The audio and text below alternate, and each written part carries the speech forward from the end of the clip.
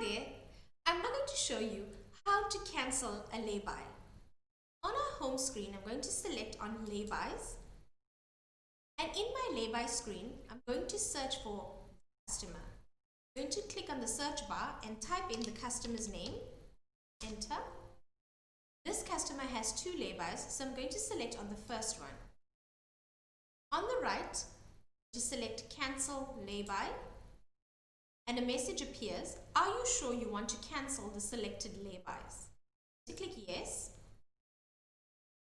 And a cancel lay-by screen like this appears. It shows me the total paid, the refund amount, and the lay-by cancellation percentage. Please note, I have the lay-by cancellation percentage set at 10%.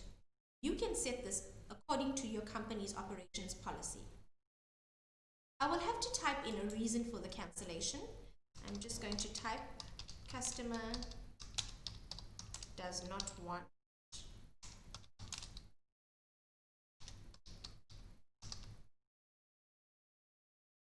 okay, and a message appears, the selected lay-bys were cancelled and the units returned back into stock.